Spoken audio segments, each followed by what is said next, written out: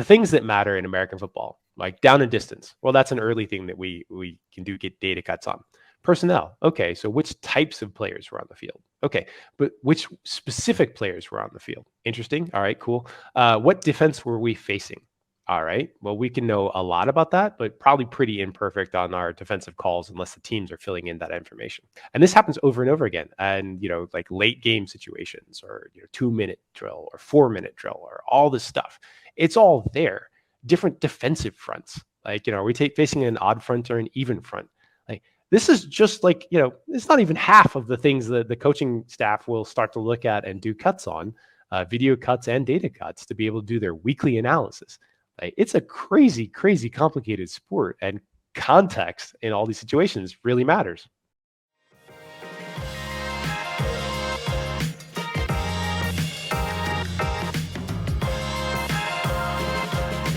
Hey everybody, welcome to Unexpected Points. I am your host, Kevin Cole. This is the interview pod, the midweek interview pod. Sorry, I did not have one last week during vacation.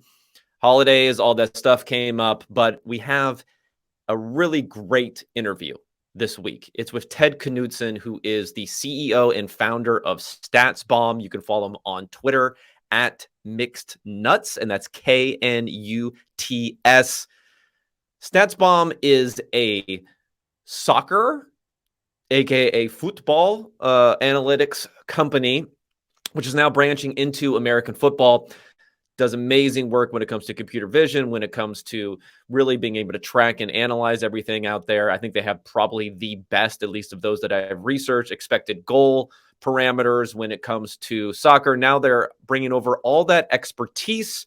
They have alumni there. Derek Lamb used to work there, who is now a research analyst for the Baltimore Ravens. So they have some alumni who used to work there, now working in the NFL, and bringing over all that expertise. And I think Ted is, and I mentioned this in the interview, such a breadth of knowledge that I could probably do 3 different interviews.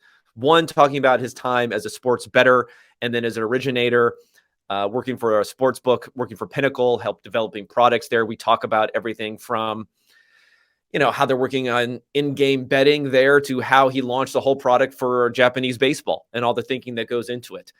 We also talk about how things differ as far as soccer analytics, which teams you should maybe root for and be a fan of if you're an analytical guy. Who are our Ravens or our Browns or our Eagles of the different major leagues throughout Europe in soccer? We talk about all that. And then we get into his work for American football. And, again, like I said, I just could have talked to this guy for a very, very long time because I found it that interesting. Again, go follow Ted, check out StatsBomb work. If you're listening to this podcast, you'll enjoy everything that you hear from him and follow from him there. If you're tuning in because maybe you haven't listened to this podcast before and you like analytics, you like American football, hey, click that subscribe button wherever you're listening to it now. If you're on YouTube, click subscribe there. And if you want to see some of my NFL research that I'm doing, former senior data scientist at PFF. Now I'm doing my own newsletter on Substack called Unexpected Points. And it's unexpectedpoints.substack.com. All one word for Unexpected Points. Bunch of research there. I have something called Adjusted Scores, which looks at adjustments based upon different variance levels of play outcome. Tries to come up with a better score for a game. I build power rankings based upon that, which can be applied to betting if you want to. For how much better a certain team is versus an average team on a neutral field. And I've also developed an adjusted quarterback efficiency number, which goes through and makes adjustments for drops, INT-worthy plays, strength of schedule, weather, and a host of other different adjustments, which will tell you, spoiler alert, this year Patrick Mahomes looks pretty good. But it also really pushes up guys like Trevor Lawrence this year and pushes down someone like Jimmy Garoppolo, which is probably aligns with what we think about those. So go ahead and subscribe over there. A lot of premium content there. And for paid subscribers, there's also access to a Google Sheet that I have, which includes all of my different metrics and the inputs that go into those metrics, which you can copy out or download or do whatever you want to do with there. That's enough me talking here. If you have any more questions for me, drop them in the comments on Substack. You can email me, unexpectedpoints@gmail.com, and that's unexpectedpts@gmail.com. Go ahead and send me the comments there. Otherwise, we'll get into the interview here, and here is Ted. Okay, Ted, thanks for joining me. I've been wanting to have you on the pod for a while. You touch on a few different areas. Each area, I think I could probably do a whole podcast in itself, talking about your history working as a sports book, helping them with their product development there and setting lines, work that you've done in soccer analytics or football analytics for the few UK listeners we may have out there, and of course now branching into American football here. So this has been quite a journey for you. How about we kind of divide it up into these three parts and start where everything started as far as getting into working at Pinnacle. What was really the run up to that? Can you give me a short diagnosis on how you became a sports betting guy based upon your educational and professional history? Some background. I mean, background in economics and politics. Graduate school for a bit. Learned some econometrics there, and then dropped out to try and figure out, what was next. The tech boom was happening. This is an early tech boom, so like we're talking literally 24 years ago. So we're talking like the Sun 1998 Microsystems to tech bomb. 2000. Yeah. So yeah, if you've heard the .com crash, like that was the time when I was just sort of coming into that career. Anyway, so did some stuff there. Worked in Magic the Gathering for a while, which is a kind of a weird one for some people, but and the poker boom was happening then. So this is like 2003 to 2005. Poker and sports betting were sort of adjacent. And basically, like I was doing a job, and a friend of mine was like, "Hey, you're kind of a database nerd. Like, are you interested in doing some stuff?" And I was like, "Well, maybe not right now, but check back with me."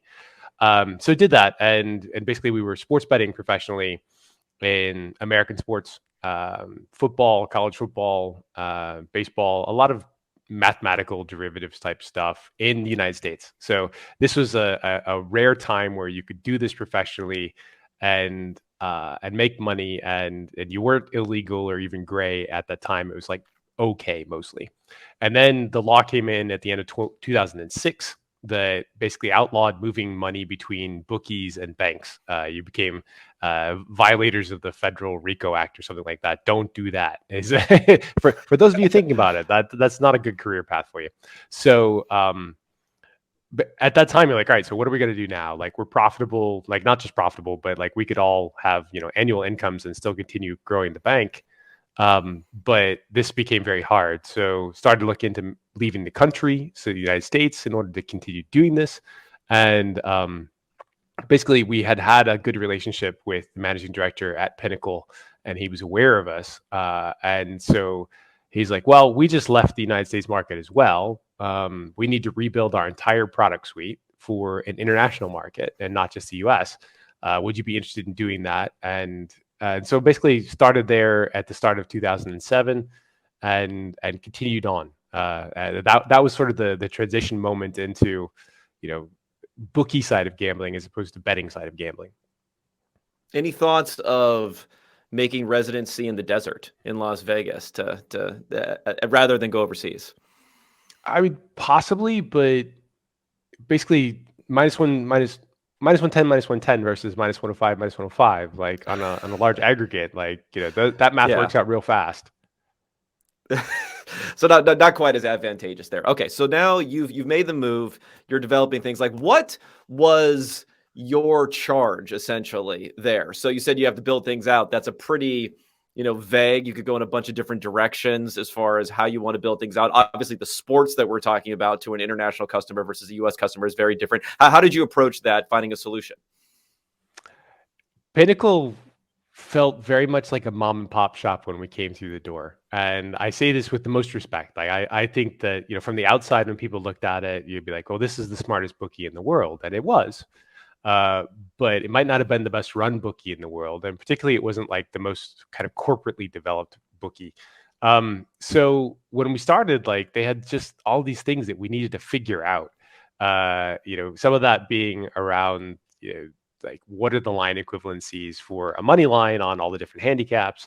But anyway, so basically like learning little bits at a time and closing kind of old mathematical holes that exist was like the start and zv who's my business partner, is the math genius. I'm sort of like an implementation person and sometimes an idea person. So like Zvi would do a lot of the math work, and then I would figure out like how do we get this into product? How do we get it out to the front end? How do we train people up on this, et cetera, et cetera. So like our charges early on were very clearly get soccer to be good. So go in, figure out all the problems with it, and then align it to what the management wanted, and then also figure out how we could start doing live betting. And those were like the really two big things that started. That then trailed into things like launching all of the different growth sports, which includes international hockey and volleyball and all some sports you've probably never heard of like bandy, and then really F1 now. restructuring. Everyone's into F1 now in the United States. So there was some stuff that we didn't touch. Like Formula One back then was pretty popular, but we didn't touch it because like we weren't really sure what the gambling market looked like. Cricket in particular, like we knew had a pretty big gambling market on the subcontinent, but we weren't sure what the international market looked like, and it looked like it wanted to be ongoing live a lot. And so like if you're prioritizing things, that's the thing that you kind of push back because I don't understand it as well. But then we started like a department by department, like going in and restructuring everything, filling it with talented people, building the mathematical products to be able to trade the sport better and to be able to offer a better product offering. And so like it was at least 4 very hard years of work. And then the last 4 were kind of more specific in figuring out kind of specific sports like tennis, or just kind of enjoying the fruits of your labors and not working as hard. Yeah, that's got to be beneficial. Okay, well, I want to think about this. And you know what? Just earlier today, I was listening to the Bet the Process podcast, which I know you've been on with Jeff Ma and Rufus Peabody. They were talking about some of the edges that may have been whittled away based upon products that Rufus is working on, which some, sports bettors, if you haven't been on social media, they have a tendency to complain about things. They've been complaining about their edge getting whittled away by some of these things. Whether it has or not, I'm not sure. But I guess from your perspective, if, Ted the bettor, let's say, the sports bettor was looking at what Ted the bookmaker was doing, would he have been cursing him for taking absolutely. away edges and maybe even influencing the broader market for those edges? So angry at all the things that we fixed. We offered better products though. So we opened up new things that you could find an edge. Like we both giveth and tooketh away, if you're going biblical on it. But yeah, it would have been quite frustrating, but that was like literally my job. Like, how do we make the bookie that you have some small amount of equity in, a better functioning thing? And, it kind of led into a lot of the things we do at the startup level, which is like, how do you make customers happier? How do you find products that they're excited to gamble on that you can also make money on? But I will also say, like, people talk about bookies and they think of them in what exists for their offerings now. Like, we were not a FanDuel, DraftKings, whatever. Like, we were fucking giant Goliaths of volume that had very cheap offerings for a bookie. So you needed to, on many of the sports that we had, you needed to win like 51.5% of the time in order to be a profitable bettor there. Like, that's a different world than having to win, 52.5 or having to win, say, 54%, depending on what you're gambling on. And it really is, we were much more open to customers being able to win and have advantages. Yeah, and I guess you gain knowledge through some of that. So I would wonder, when you were approaching, let's say, these new markets, because you probably had ideas on existing markets on where the edges were, what you could fix. But when you're approaching new markets, do you have any like ballpark idea of how much you were able to anticipate maybe coming into it, as far as how to lower a bettor's edge or how to be more right in a way in your pricing versus how much you're learning from customers as you're implementing something?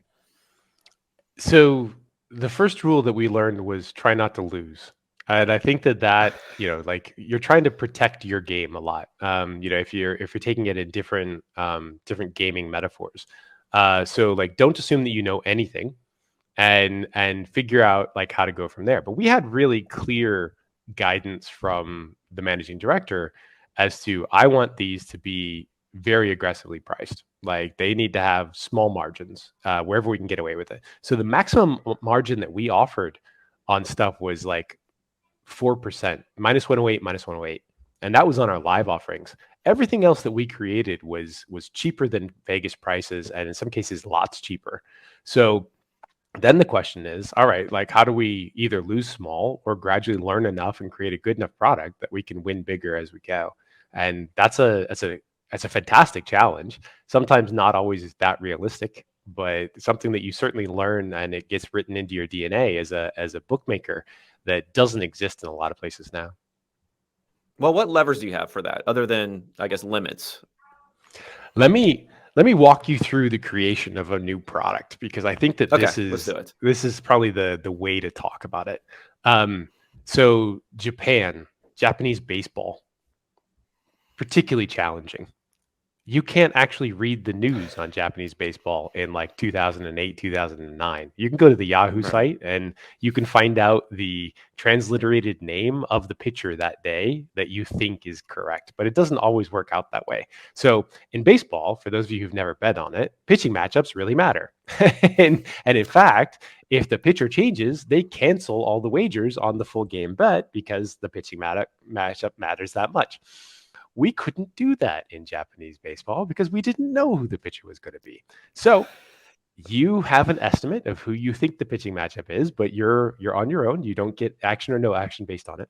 And then at 5 o'clock UK time, I would post the lines for the next day, and then these games would start anywhere from 2:30 a.m. UK time to like 10 a.m. UK time. So like they would go up overnight, but from 5 to 9 or 5 to 10 p.m. I would open at $50 and people would hit the early lines and they were based off of my estimates of what we thought these things should be. And then gradually other people, bat it back and forth. You get a little more comfortable. You open it to 100, maybe after an hour. After another hour, you open it to like 200. And then by the time that you kind of have the overnight lines, you're looking at maybe 500, 250, depending on how comfortable you are with that line. Then it sits for 3 to 5 hours. And then I come back at an impossibly stupid time. It was a very hard product to work on at the time. And then you're like, okay, so we're going to open it to 1,000. And then eventually we'll open it to 2,000. And that'll be when we take, full action on it. But if we get really good two-sided action and we're comfortable with it, maybe we'll open it to 4, right? So it goes from $50 to 4,000 in a period of, say 12 to 14 hours. Like that's what you're doing in this product. But the VIG stays the same. It's minus 108, minus 108. So like the whole time, you're just trying to find your feet on this, and you'll find some people that win and they maybe align on the same side, or sometimes they don't. And if they don't, well, that's quite interesting as well. And so that is the whole process that I would do every single day for the whole Japanese baseball season. I was exhausted at the end of it because my sleep schedule was totally screwed up. But that was how we launched it. And I held 1.6% that year, which was really, really good for a product that you have no idea on and you can't even have pitching matchups. I mean, it sounds to me, I'm wondering, okay, so this was something that was not offered by any equivalent sort of sports book in the region, or not offered at all other than maybe like a Tokyo Street Bookie or something like that. Tokyo Street Bookie equivalently was what that was. Yeah. And we have had some sports that we did over time. Like Pinnacle also learned how to launch esports. They were really the first bookie to ever do that on a real scale level. And now like there'll be some esports that they'll take 50,000 a pop on bets, like, when it's ongoing. So it teaches you, sometimes these are really interesting products. You learn the DNA of how not to lose. And then eventually you start to be a little more comfortable and, hey, I'm going to, push a bit in this area, push a bit in that area. For a bettor, you're kind of flipping it around. Like, how am I cautious early? Like, what do I think I know? What do I not know? Am I having success in this? Am I not? Like, what does the pricing look like? Like, you don't want to pay big fees if you can not do that. So how do I find the cheapest way for me to get down on the regular basis?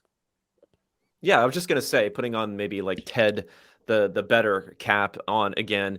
Is there a cat and mouse game then in trying to figure out when you want to bet, weighing the positives and negatives of something that might be mispriced or you believe is a little bit off market versus how much you can get down on a particular game?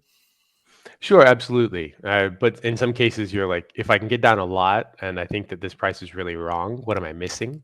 Um, Yeah. Sometimes, as from a quantitative perspective, like how much sample size do I have on this? How comfortable am I with the model? what are the holes in the model? Like every model has holes. And in fact, like over time, I started taking a multi-model approach. But as long as your traders know what the holes are, they can kind of counteract that and fill that in with, human information and intuition. So yeah, all of those things play into it. Yeah, and sometimes you get a little scared and you back away from something that seems like good value. But other times, like the place that you flush the most equity down the toilet is when your model thinks that there's huge equity in something and value in it, and you put a bunch of money into it, but the model has this big hole or flaw that you didn't know about until after you lost a bunch of money and went back and reviewed it.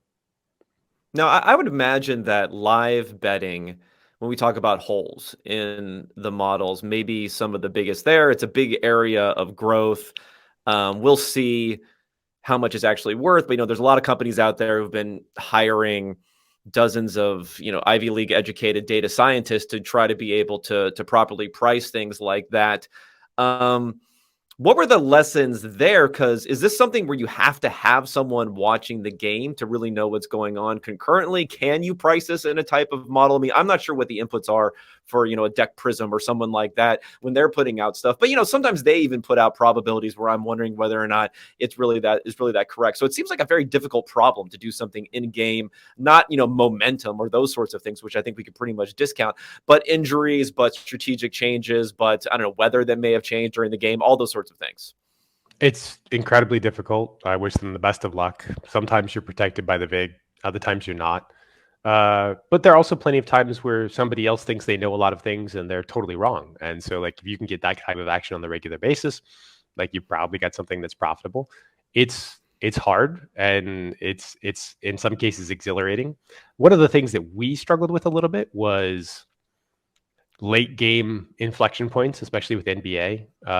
We were pretty comfortable with our NBA product. We didn't sort of look at substitution patterns as much. We knew who was playing from before live started, so that's useful.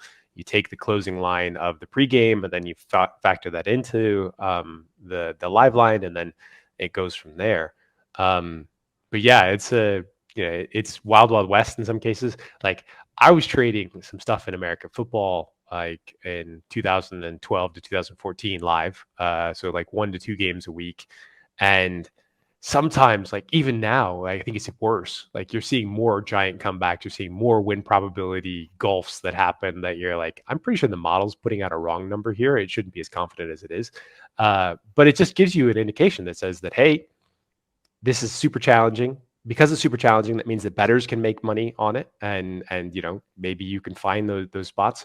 And in the meantime, the more product you offer, the more areas that you probably have problems. And so from a bookie perspective, it makes sense to be cautious and careful, more so than be like, oh yeah, we're awesome, like we're going to offer you everything, good luck.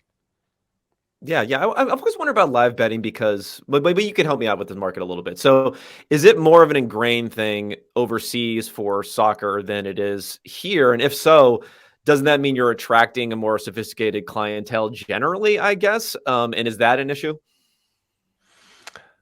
I Like, are think people just that's firing off bets? Are people just firing off bets on these things as much? Is it more of a soccer thing? I don't know. I guess it's probably more popularized there, right? it's just a longer history, right? People will live Yeah. bet. Yeah. They're happy to do so. They'll cash out, which often is like very strongly negative EV, but maybe you read something that it's not. Um, yeah. Scoring happens So, less often. oh yeah, I mean that's a big deal, right? Like there's much more variance in soccer and live soccer. We get like ridiculously large positions in live soccer.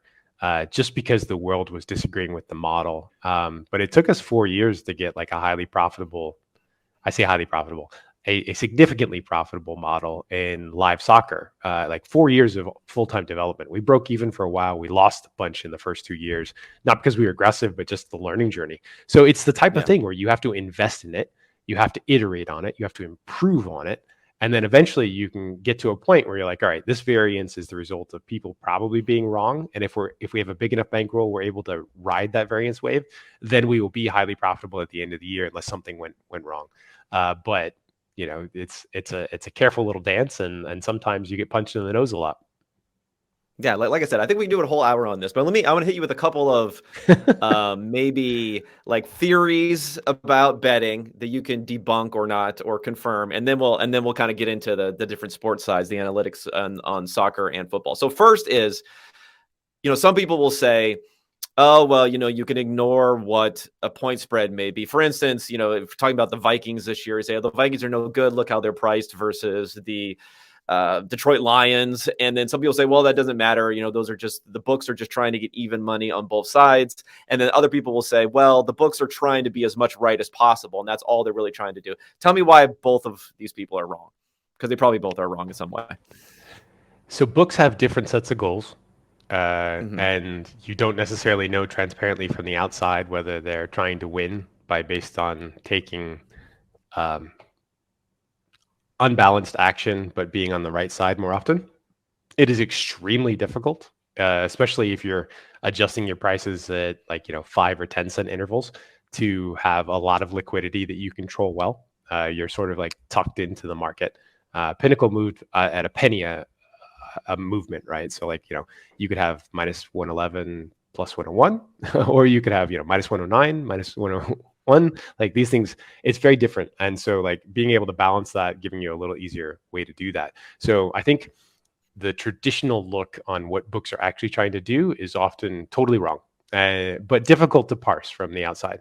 The other thing I think is that yes, comparative sort of comparative pricing and comparative strength and power rankings make a lot of sense, but football itself, American football, is the most contextual sport in the entire world. The entire world. It is unbelievable. Basketball, you have a bigger impact on a per player basis, but football itself, especially for a couple of positions, it is devastating. And in some cases the turf matters, in some cases the wind. It's all the stuff. Yeah. Some cases it's even schematic, right? You would say this scheme doesn't seem to match up with this offense or this personnel package very well, but that's a real SME, subject matter expert level view. So it's tricky.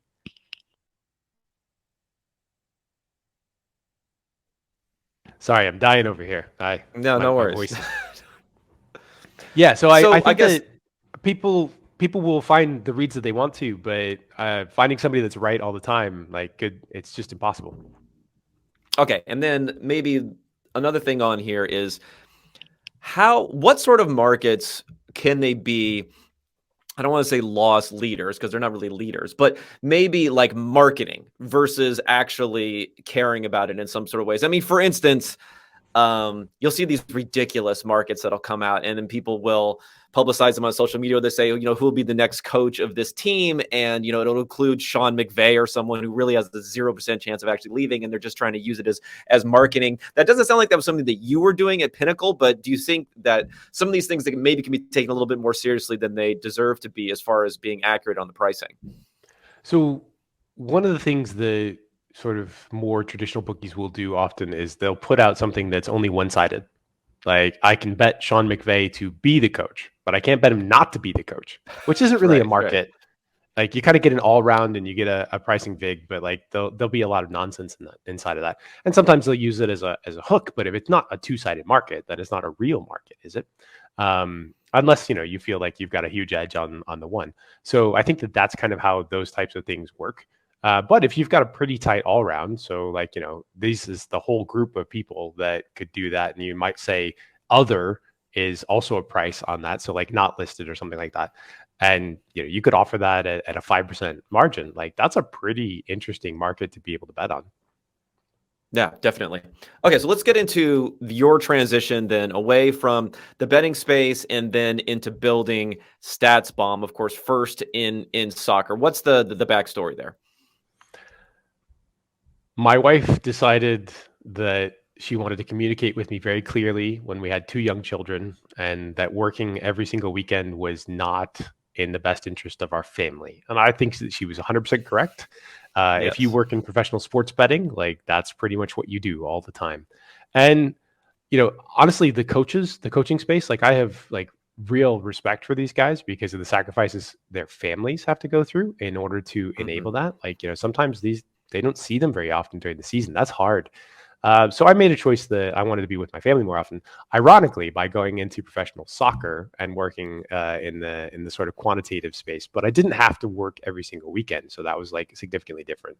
Um, Yeah, then I eventually came out of building your own company, right? Building your own company. You say, anyone who wants to spend time with their family should found their own company. That works. I have continued to manage to spend time with my family, despite the fact that I might not have always made the choices that would, lead you to believe that, oh, yes, he's definitely spending more time. You've But cracked you're the code. correct. I'm pretty unique in most of my journey. I would not recommend replicating it and expecting the same outcome.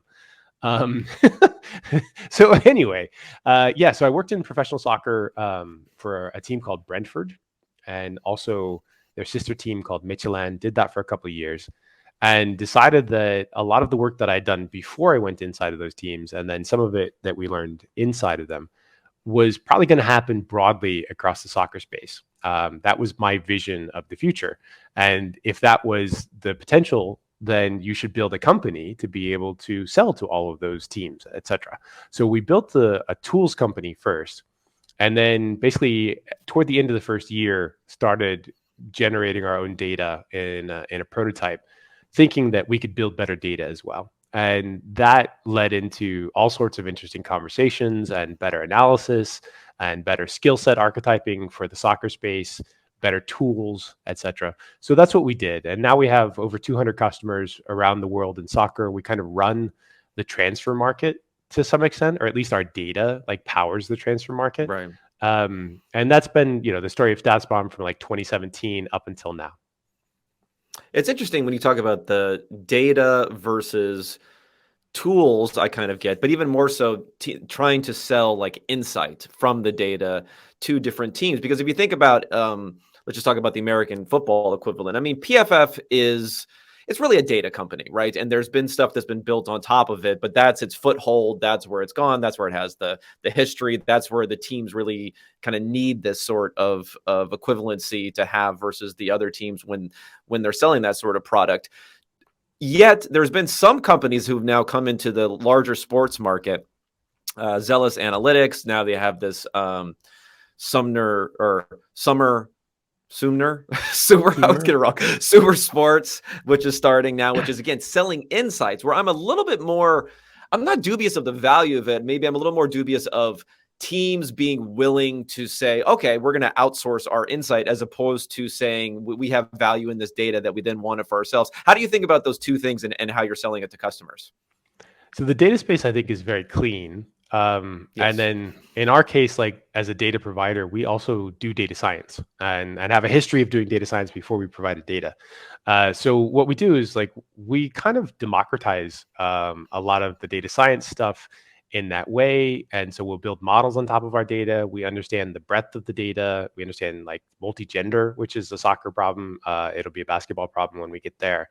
And so like we do deliver some unique elements of insights and analysis, partly based off of our expertise, but also expect teams to do, a lot of their own work.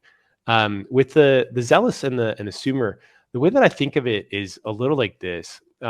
It's really expensive and extremely difficult to find the best people to do this right now, right? And executing still remains across multiple sports the most important thing you can do. Like there's so much good research that says that even with relatively straightforward data, if you just implemented and executed well, you'd be better than 90% of the teams out there. If you are a Sumer or a Zealous, like you can figure out who the best people are and hire them, and bring them into your business model. And then you can deliver insights to a limited subset of teams that then need to execute it and maybe build their own proprietary stuff alongside that as well. I think that's the way that they think that it can and should work. And I think that's sort of inherently interesting.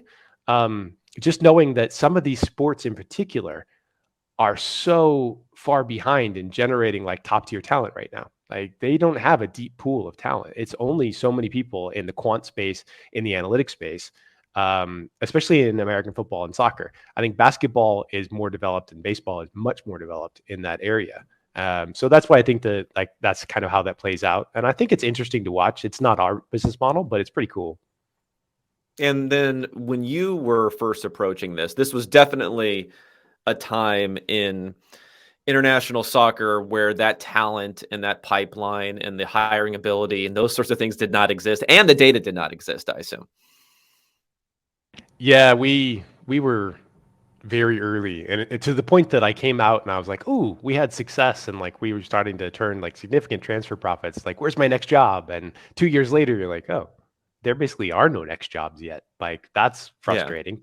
Now there are lots of next jobs, but there's still like because worldwide soccer is such a there's so many teams. It's such a big space that like they're going to need a decade of people to come into this and train themselves up and get trained in order to fill all the vacancies that they're going to have in the next 2 years. So like there's going to be a big competition for the smart people. And we've seen that, in other sports as well. So like it's just mimicking what's happened elsewhere. What do you think the current state is of international soccer vis-a-vis, let's just say, the NFL, as someone who clearly wouldn't be on the same level as the NBA or MLB? So as something versus the NFL, and now that you have you're dipping your more than your toe, your whole foot into the NFL at this point. I think that the top half of teams in the NFL are probably very good and very well advanced. Like they've been doing this for years. They may not talk about it, but they've been around, and this from having been around the space too. Like you'll meet secret employees of teams that have been there since times you're like, really? Wow, that's incredible. And your coach has Yeah. clearly said that he doesn't believe in analytics. But if I believed in analytics and I was a coach and somebody asked me about it, I was like, no, that's nonsense. We just do things. So I think the top half is pretty sharp, and I think that a lot of the best funded soccer teams are now either on the way to becoming pretty sharp or actually are. But I would say that if you view not just the NFL, but 150 or whatever FBS teams in college as like the breadth of this, you've got 180 teams. 16 of which are pretty sharp, and then a whole bunch of teams that have not even begun to scratch the surface of what can be done with data and recruitment and opposition analysis and all that stuff. And so I think that actually in that way, soccer is probably further ahead because it's gone much further down the food chain.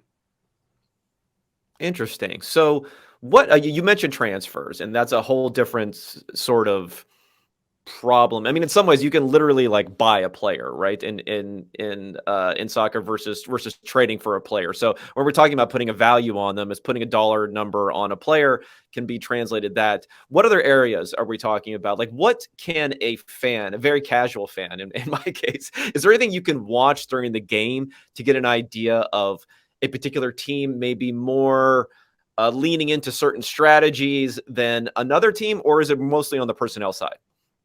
So I just want to point out that I feel like NIL means that there's a lot of similarities between world soccer market and college transfers. And I think that that's important True. to note.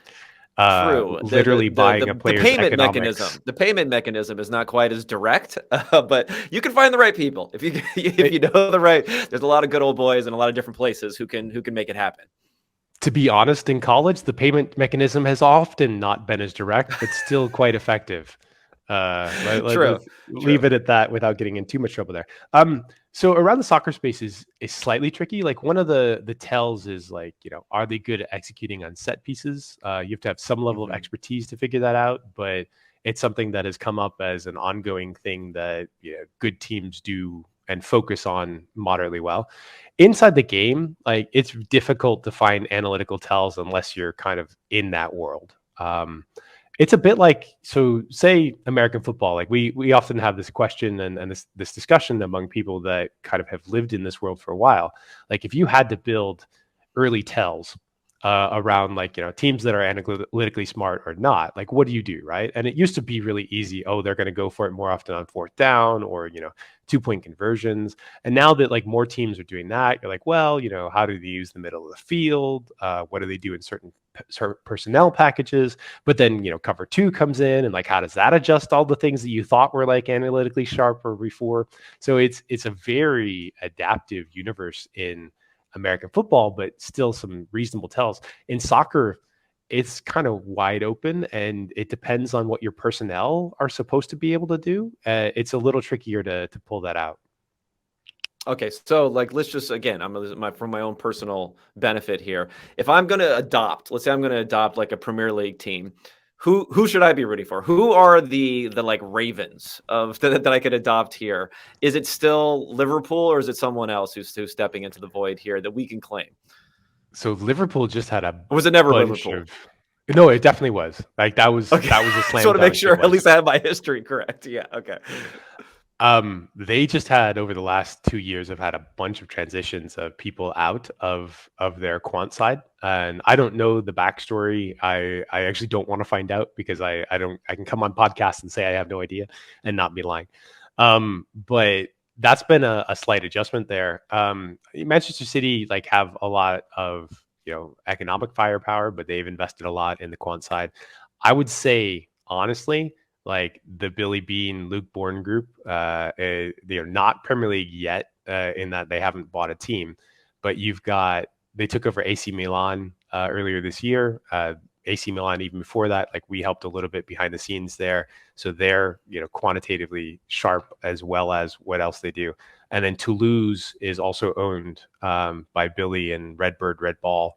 And then Billy's also been on the board of AZ Alkmaar in the Netherlands for a long time. Those three teams kind of combine to be something that people that have seen Moneyball, you're like, oh wow, I immediately have some rooting interest over there. Now there are a couple of teams. I'm thinking of gambling quant types who've got into ownership. Again, I'm not as aware of the space of what's going on, but I know at a very lower level team in Crawley Town, there was Preston Johnson and then Jeff and Rufus and a bunch of other people in kind of the DFS/gambling space in the States have some ownership there. Bob Vulgaris, who is a famous NBA sports bettor, has gotten into a team, I think a Spanish team there. Do you have any feelings about them? And do you think those sorts of mindsets, you being a former bettor yourself, will just generally be successful or more successful adopting those ideas and bringing them over? I have some optimism on Bob's part. I think Bob is super sharp and also learned a lot of hard lessons, with the Mavs and things that are difficult to do inside of sports teams versus otherwise. So I think Like Bob's become the owner, like be the owner. That's a good one. That's a good be lesson. the be the owner is really useful if you want to get shit done. Yeah. Get it all the way down to the field. The Crawley group, I think, have been learning very much painful lessons on the fly and have made some mistakes around culture that I think have been challenging for them. Often American owners will come into places that are very foreign language based and assume that it's much easier than it actually is. And so like that's a mistake that we've seen made over and over. And those are often early painful lessons that may or may not eventually get ironed out. So, but I think that in general, like quantitative principles in running sports clubs have been proven to be dominant. Like it's a dominant strategy. As long as you're able to make sure that you execute well and you get the learning down to the field or the pitch or the court, like it is a dominant strategy. It just takes some time. So that's kind of my perspective on all of that. And we've seen, Matthew Benham is a longtime professional sports betting hedge fund owner. Tony Bloom also. So that's Brentford and Brighton that started out as much smaller clubs than they currently are, but they're Premier League clubs and they've been run on those principles the entire time. Now, have you heard objections? I don't know if objections is the right word, but not when selling data, but maybe in the insights in the inside way. You mentioned culture as being part of it. And it's interesting because I heard an interview again on Bet the Process where Preston Johnson was talking about some of the things, and it kind of sounded like he was a little bit gun shy to do some things because of the deep rooted significance amongst the fan base that maybe he didn't properly appreciate coming into it. But at the same time, looking back, maybe it was a mistake not to push forward with some of those things that he became gun shy in doing that sort of thing. So you must hear that as an objection. How seriously do you take something like that? And what's a thoughtful way to approach that? Because that's a big thing. That's always a big difference is that, the numbers people don't care about these things that matter, that don't show up within an analysis, and culture being one of those things. Some stuff definitely matters. Coaches being able to deal with like a happy dressing room versus an unhappy dressing room is a big challenge. You know, character among your recruits definitely matters. Like if you say you're outside of the sporting context and you have a team that you think is, highly motivated and good character and everybody sort of pulls on the same rope. Like that's a big deal for a business too. It's not just a sporting context, but the competitive landscape of sport probably amplifies that a little bit. And so the no assholes policy is one that we strongly believe in, and we've learned it. And I won't say that we did research and in terms of like paper, but we certainly felt that we had a very comfortable understanding of how important that was at the team level when I was at Brentford and Midtjylland, and then since that time. So those bits We're talking are about super coaching strong. staff or in players here, because I All guess of the above. Players. someone will always point out, like, Michael Jordan might be the biggest asshole like on the planet, right? Or Kobe Bryant was probably an asshole, or things like that. So But they had is it extremely high more standards that they enforced, and they expected their teammates to enforce that as well. And they were the big enough right? dogs to be able to do that. So yes, don't be an asshole in that way, but high Mhm. standards is incredibly important. You can't be lax. And, in some cases, like you will see, many of the most successful people are slightly sociopathic. Right, right. Okay, so that's interesting. And then I guess my other point on that would be, how much of it is these things are being ignored because of the lens that maybe analytical thinkers are looking at it, and how much of it is purely, you just don't have data, right? It's like we're talking about college football prospects. If someone washes out in the NFL, a lot of the time it might be because of some of these softer things when it comes to work ethic, when it comes to interviews, where they may be able to get from, what they may be able to get from references, where you just don't have that. You have the numbers, how they produced on the field, you have the film, you don't have those other things. So it makes sense that it's down weighted, but is it more just to have an appreciation for what the unknowns in a way? Yeah, you're still looking for character elements around the references. The scouts will talk to people's parents or people's teammates or stuff like that. And like there's still some signal in that has value. It's certainly true in soccer. Like if you're paid 50 million for a person's like contractual rights, like you better be damn sure that they're going to continue to work. And some guys like they just burn out, right? And one of the things I always find interesting in the NFL is like fans have zero knowledge and understanding of injuries behind the scenes, right? Especially for quarterbacks. And if some dude's production changes dramatically, from the first 8 weeks until the second 8 weeks, like my instinct is like, oh, I wonder if he's picked up an injury they don't want to talk about, but he might have a shoulder thing or like an elbow thing or, even his hand, like whatever. But like everybody's like, oh, he's terrible now because of this, that, and the other thing. I'm like, he's probably in a lot of pain and no longer able to Yeah. perform his job at the way that he was before. But because injuries is such a secretive thing and they want to keep it, down on the down low, like nobody talks about that. But it's almost very clearly the first leading indicator of, oh, this is why this guy's performance actually dropped, not because he's become terrible all of a sudden. Right, right. Okay, let's talk your transition now to American football. So it's interesting to me because in a way, is this is there something in particular about American football which makes it a natural transition from soccer? PFF has kind of gone the reverse now, going from football to soccer, or is it just part of, maybe like you mentioned, basketball potentially getting into the future, or part of a multi-stage progression, and just happened to be the next one that you're going into? It is multi-stage progression.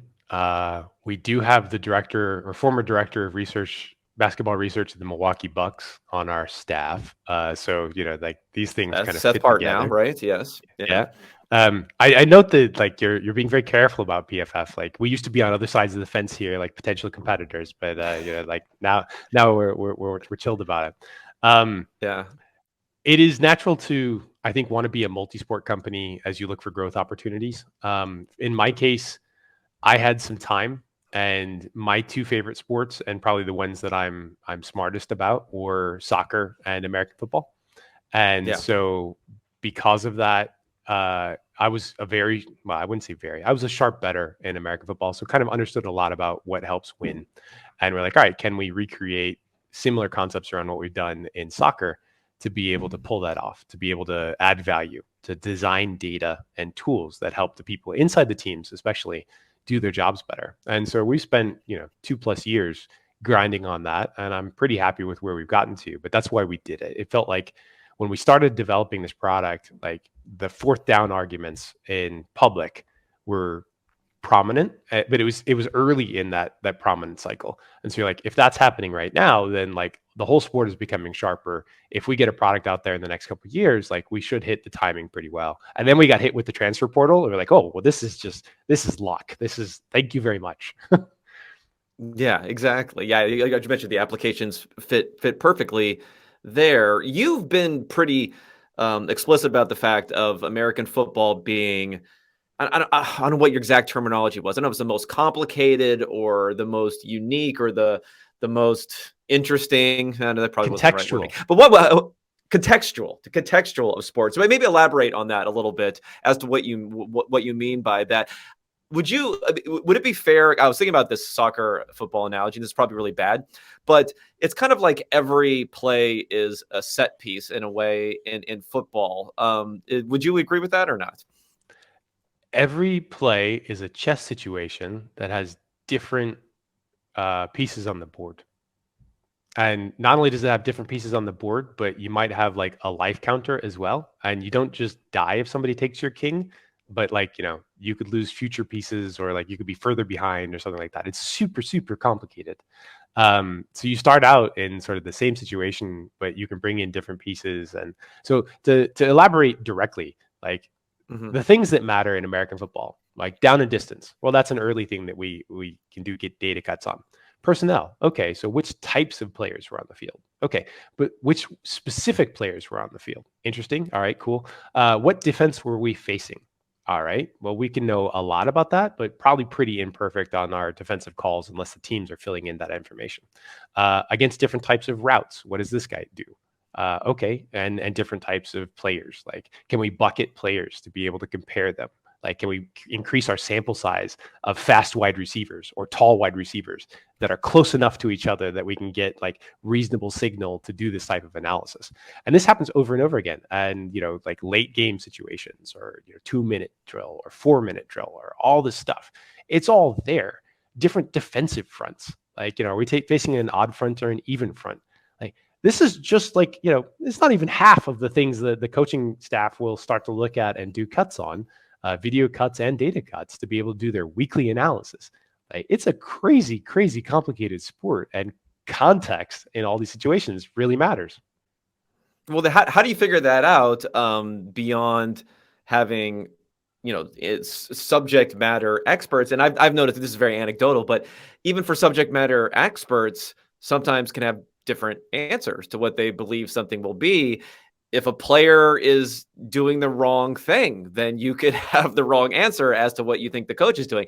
There's just a lot of different ways that you can be wrong in this sort of thing. And I have an idea that I've seen coaches where they'll say that X play was identified incorrectly on some data set or some insights off of data, 5% of the time, so therefore it's worthless, sort of thing. Like, I'd rather just do it myself. But these are all different issues where, like, what's good enough? What's the threshold of being good enough? Because you're never going to be able to hit perfection on these.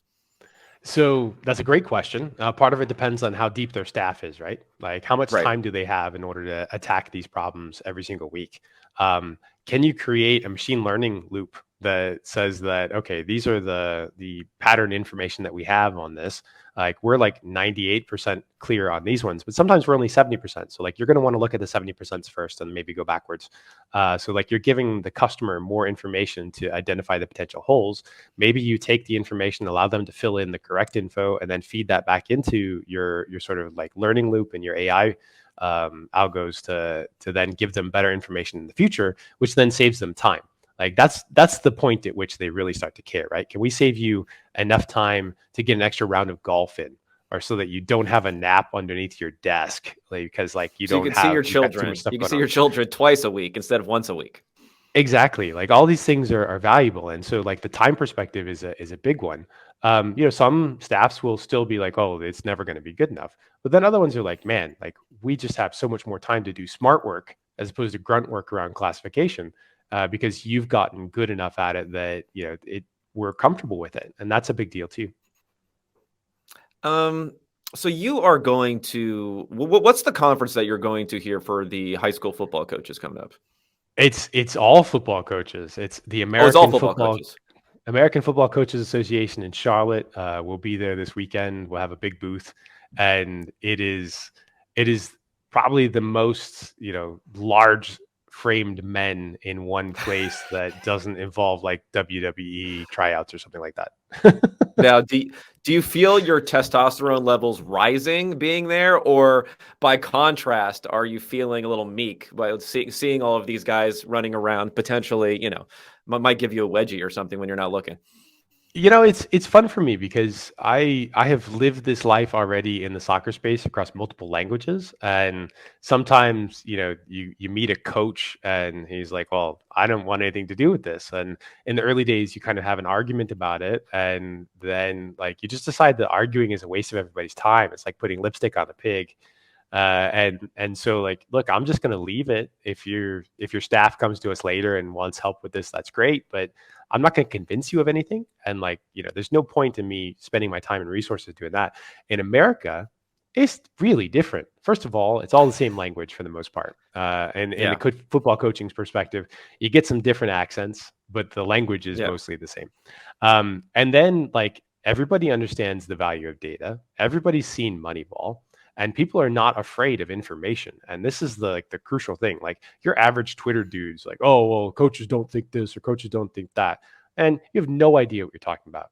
Like these coaches will spend hours every single week on something that gets them a 1% thing that they understand, right? 1% better chance to win as long as I understand it and believe in that. So like if it's data, that's fine. If it's information like on a player, that's fine. If it's a visualization, that's fine. They really care. And they are not afraid of that. They want to find more of it. Okay, so how much when you're there are you learning from them, and maybe a subset that how much are you learning like how to interact, what they may want, how to frame things, and how much are you just learning which may feed back into how you want to build the product, now understanding their thinking a little bit better, even on how it can help from the ground up and that sort of product development. So I want to answer your question, but first, you have been here. You're pretending like I'm the expert. Like you have lived this life. I have not been to the Coaches Association, so I can't. I've only been to Sloan Conference with a bunch of other, pimple-faced college nerds there. So I don't know. You've so been mean. there, and they have good complexions. They've grown out of that. That's true. It's actually that used to be more of the case. Now there's so much marketing going on there. There are actual like women at the conference sometimes. It's a shocking development there. To answer your question, I have loved our journey in talking to coaches, and I'm not like hyping this for any reason other than I like to learn. I'm very passionate about learning new stuff. When we have talked to teams over the course of the last year, they have regularly taught us about their problems, and plenty of times you're like, oh, I have no idea. Like I literally about 3 hours ago talked to a Canadian football coach that was teaching us all of the different eccentricities that they have in Canada. And I was like, this is fascinating. This is like so cool. They have like worldwide roster spots. And they also have like, they have to balance their Canadian players and their American players because they have quotas like on the field and stuff like that. Like this is amazing. I would never have thought about that. Obviously you get 12 players as opposed to 11. Like it's really cool. So one of the things that we hear from these coaches and talking to them is like their specific problems. Like one guy or one team, NFL team, it's like we have 3 different practice facilities, and out of those we get different wearables information from like 2 of them, and it's difficult for us to sort of join those up in the physical data and make sure that we have reliable information at all times on every player. Like that's something that we would love to have solved. Another one that I think was incredible was we were talking to a service academy, and they were the first group that said, hey, could you collect data on our practices? And I will tell you, this is still not in any projections that we have right now in StatsBomb. Like investors are like, oh, how are you going to grow? Well, this is a completely underserved space, and coaches and analysts have not had nearly good enough tools built for them to be able to do this. Many times you go into a new team and you have to build shit from the ground up. Like you can't build on the things that you had before because that's proprietary over there. So like we're kind of doing that. But they said, can you collect data on our practices? And we're like, yeah, but can you tell me a little more about why? And one of the earliest things that they said was, well, if we gave you all the samples of things that we care about and that players are sort of working hard on, we have 4 running backs. We know that the number 1 running back is a really good one. And then 2 through 4, we argue about amongst the coaching staff all the time. If we could get just a little more objective information about which of those guys might be, higher in the depth chart, especially in the area of, the transfer portal and NIL and stuff like that would give us a lot better information to be able to make player personnel decisions, going and reps decisions and whatever over the course of the next year and the next 2 years. And I'm like, wow, that's incredible. I had no idea. And you have this conversation, this type of conversation, but totally different words all the time. And they teach you new stuff. That's amazing. Like for somebody like me that loves to learn, like this is incredible. It's such a deep well. Well, I mean, let's go down the well a little bit there. How do you tell if a running back is better than someone else? Because I think you could probably get some different answers on that one. I think that's true too. I think certain types of running plays, you would find, guys that make better reads and stuff like that. And maybe that's something that you want to give, without telling too much that this is the type of play that we're going to run with this personnel in. Yeah. Maybe that's interesting for them. But really for them, another thing that somebody said was, man, I hate recruiting high school kids. If I could get just a little information about them and also get information about which guys are definitely not good enough so that I could communicate to the booster or the parent or the this or the that, hey, they're not a, University of Oklahoma type player or something like that. That would be super valuable to me as a coach. And you're like, oh, okay. So we've seen this in soccer as well. You'll get agent fed players all the time. And one of the best things that like radar visualizations do is they teach you very early, this guy's not good enough. This guy's bad. And knowing that, 80% of the guys are bad, so you don't need to spend any time on them, is actually a huge efficiency in your scouting budget. Okay, yeah, we won't get into radar talk on here. That's another whole podcast if you wanted to defend. I'm a defender of the radar. So you'll be happy to hear that. So wait, if we're talking about like which guys you want to go after, is this all based on computer vision type of stuff? Is some of the work that you're doing a direct replacement for, you mentioned wearables and things like that you could use a lower cost, more transferable, type of replacement for that sort of stuff? How are we talking about collecting that sort of information? So our data set right now, we have base data like we do in soccer and American football. We also have 360 in soccer, which is where is everybody at on each event. So about 3,400 events per play. In American football, the base data actually has 360 inside of it. So like we have, I don't know how many times we update, anywhere between 10 and 25 times, depending on how long the play is. Like we know who everybody is and where they are at on the football pitch. It's about 2.5 times per second effectively. But we're building a frame by frame tracking set that we actually are in prototype right now. That will turn into a full feature data set basically in the middle of the year for college and for NFL. And you use all 22 as much as possible to be able to do it. You'll be able to pull physical metrics out of that. So like verifiable physical metrics that we will then validate with your GPS information so that we can make sure that you're comfortable with the info.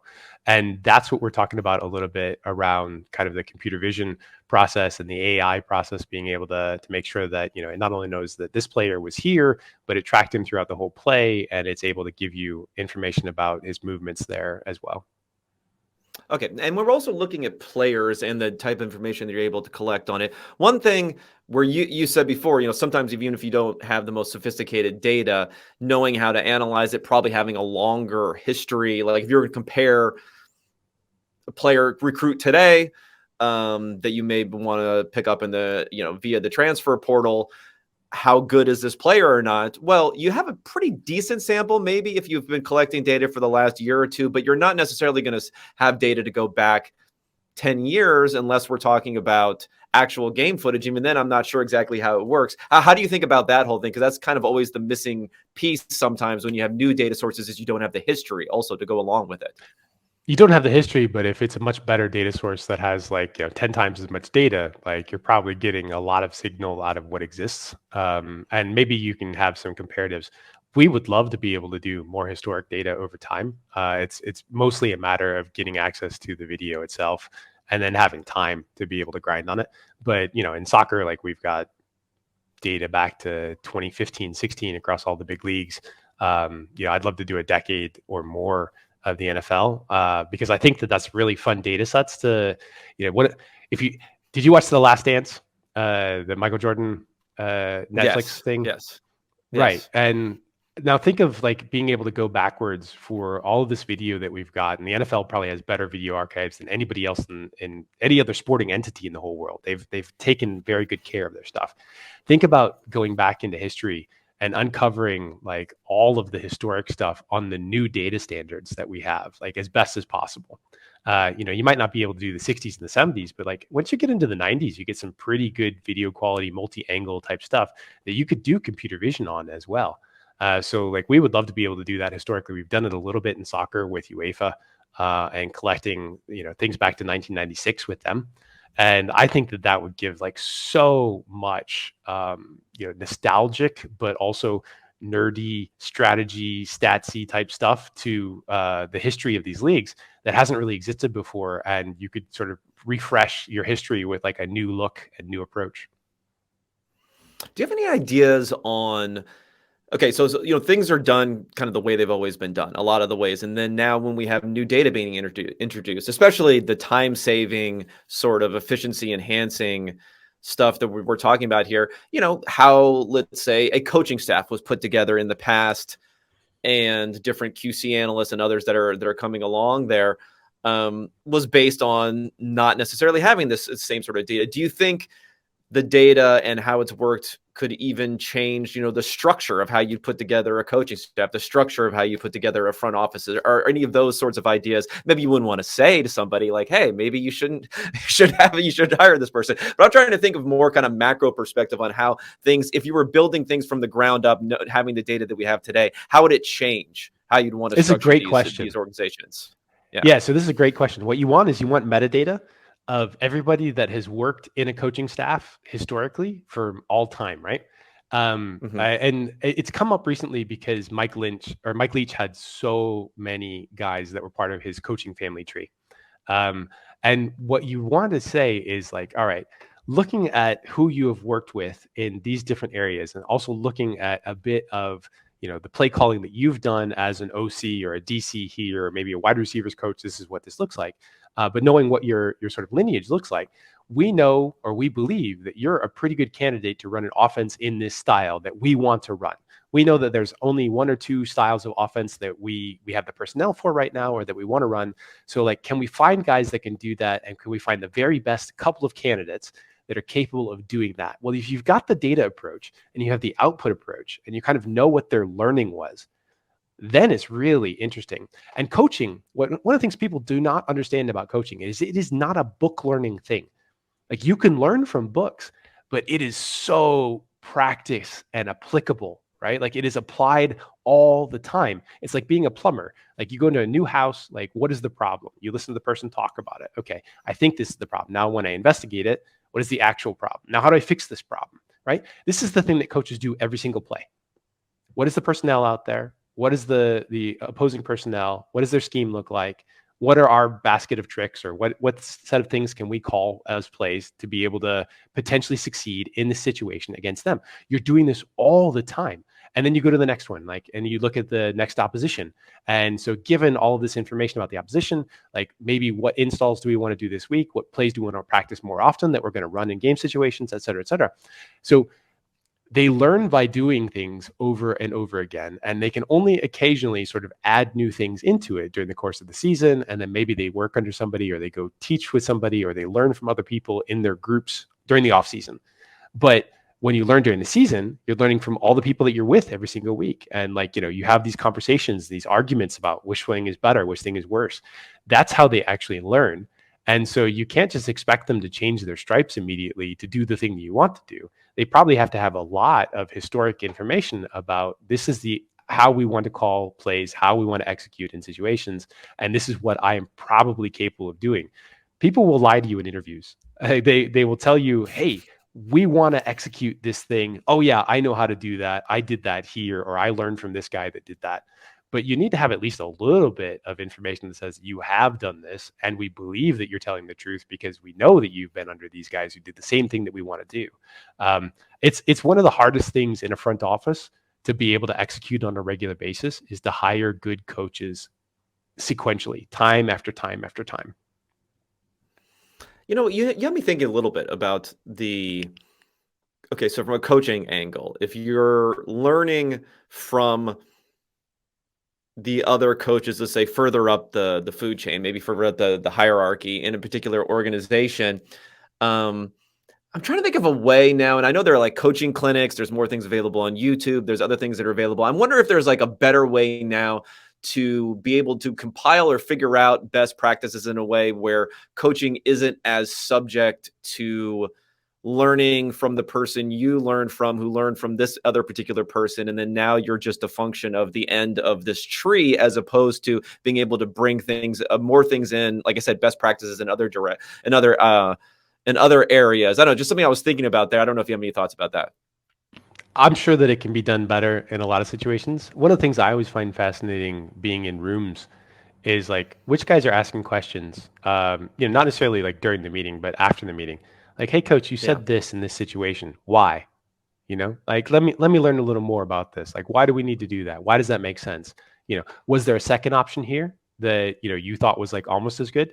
And some coaches are good about driving that interaction, but then other ones are not. And some guys don't talk in meetings. And I'm like, man, how are you like processing this? Like, where is the discussion happening?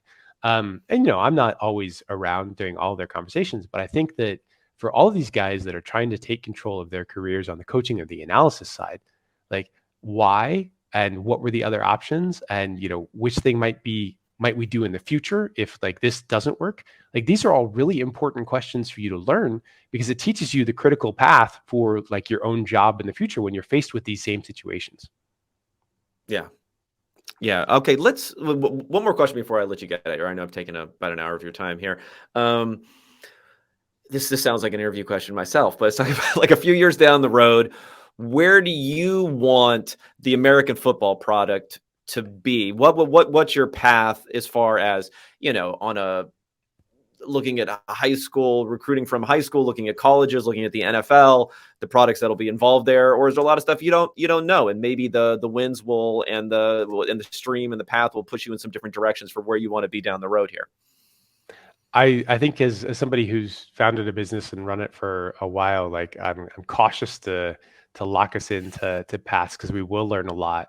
But one of my goals, and again, this is based off of learning so much from people that we've talked to already, we want to be integral in like their daily lives. And what you may or may not realize, and probably everybody that listens to this podcast does realize, is that people who work in sports are unbelievably passionate about their jobs on average. And this is a pretty big skew. They're often taking sacrifices in their money. They're obsessing about this during all of their downtime and the off season, because they love it. They genuinely love it. And what I think is that if you build good products for those people and save them time and allow them to think smarter, they will love your product, and you will sort of be part of the fabric of American football. And that, while a huge goal and maybe unattainable, is what we have set for ourselves. Can we build great data products so that we can be part of the fabric of American football from high school through college on into the pros every single day? And I think that that is a laudable goal and something that we are going to strive for as long as we can. And we'll do it across multiple sports too, but this is the other sport that I'm hyper passionate about. I'm not going to make the sacrifices to be a professional football coach, and I respect those people that choose that path. But can we at least make their quality of life better? And can we make the game better and the learnings better as part of the process? That's what we want to do. Well, it's an exciting goal, something that I'm rooting for you guys, and hoping to see your success and making the game better along the way. Once again, everyone, this is Ted Knutson. You can follow him on Twitter at Mixed Nuts. That's KNUTS. Anything else you want to plug, you want to talk about? I'm not sure how on the public side what people can view here as far as your American football stuff. We're cautious right now in what we're releasing. We're still, kind of early days and making sure that everything is right. Expect to see a lot more of stuff come out from us over the course of this year. We'll do more NFL-based stuff as we go along. In fact, there may be a data set. There probably will be a data set that comes out in 2023 from us, available to the public for everybody. In the meantime, I just want to say thanks a lot. A lot of insightful questions, and it's good to talk to somebody who's been in the industry for quite a while and doing so much cool work. Well, thank you too, and hopefully you got a little bit from this interview, about a tenth of or hundredth of what I got from it. So thanks for your time, Ted, and again, continued success going forward.